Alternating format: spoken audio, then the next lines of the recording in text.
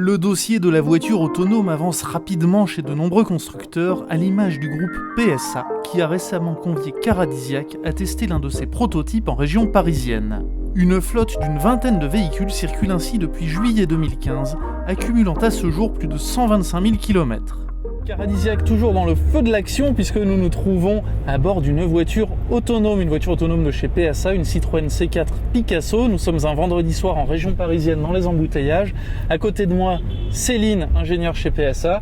Et Céline, eh bien, elle est là, elle est au volant, mais en réalité, elle ne conduit pas puisque c'est l'interface informatique, l'interface homme-machine, c'est une voiture autonome. C'est la machine qui gère tout. On prend tous les risques pour vous, nos chers lecteurs, mais on pense que ça en vaut la peine parce que ce sont les technologies de demain. Donc là, nous nous trouvons à bord de cette Citroën C4 autonome, on peut dire ça, n'est-ce pas Céline ? Alors présentez-nous un peu ce poste de pilotage. Bonjour, donc dans cette voiture on a une interface homme-machine principale qui nous permet de voir dans quel état est la voiture. Donc là on est en fonction autonome de niveau 3, donc je peux vaquer à d'autres occupations que la conduite. En temps réel je vois que le système détecte bien la voiture qui est devant moi et donc elle se positionne dans la voie et elle s'arrête dès qu'elle suit le trafic en accordéon, comme on le voit juste là. Et donc là, vous n'avez ni freiné vous-même, ni mes mains sont là. Le maintien dans la voie se fait automatiquement. On voit le volant qui bouge tout seul. Exactement. Alors le volant, vous nous avez noté qu'il était un petit peu particulier. Il a été découpé dans sa partie supérieure parce que là, il y a une caméra, c'est ça ? C'est ça, une caméra. Et puis là, il s'agit de pouvoir lire l'écran d'ordinateur, on peut appeler ça comme ça. Oui, c'est un écran qui est directement relié à mon ordinateur qui réalise la fusion de l'ensemble des données du capteur de la voiture et qui me donne en temps réel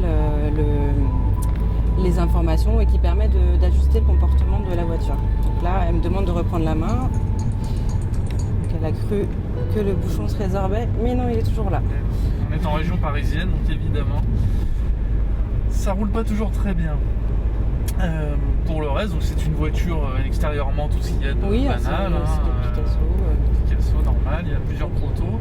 Je crois qu'il y a 125 000 km qui ont été parcourus, c'est ça, depuis le début par tous les véhicules autonomes PSA. Effectivement, et donc c'est des voitures qui ont... Donc là, je suis obligée de me rattraper parce qu'elle m'a alerté qu'elle avait perdu la ligne. C'est des voitures qui ont roulé beaucoup en Espagne et en Italie aussi.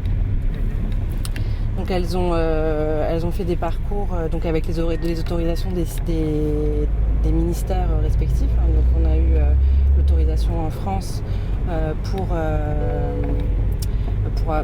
rouler sur les autoroutes. Et puis on a aussi eu l'autorisation en Espagne pour pouvoir rouler, sur lesquels on était suivis, on va dire.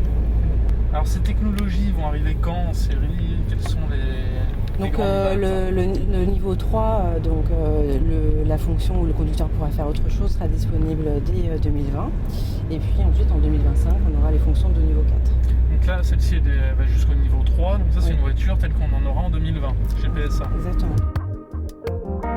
Alors évidemment, d'ici 2020, je pense que les appareils seront un peu mieux intégrés parce que où qu'on regarde dans cette voiture, vous voyez, il y a des câbles, des capteurs, des prises.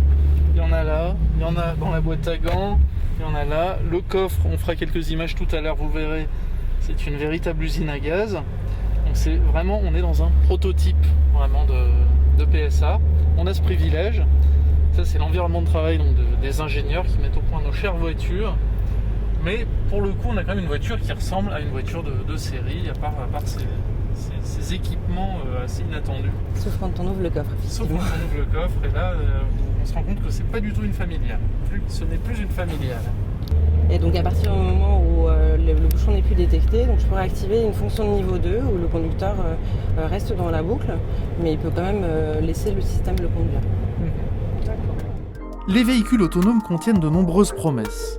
Gestion plus fluide des déplacements, promotion des nouvelles pratiques telles que covoiturage et autopartage, simplification du quotidien et, on l'espère, amélioration de la sécurité routière, sachant que 90% des accidents sont dus à des défaillances humaines. Plus que l'homme, ce sont donc les capteurs qui semblent représenter l'avenir de l'automobile. Une perspective impressionnante, quoique pas forcément réjouissante. La Citroën C4 Picasso ainsi équipée, elle arrivera, ou du moins la remplaçante de la Picasso et les autres membres de la famille PSA, eh bien ces technologies elles arriveront en série en 2020.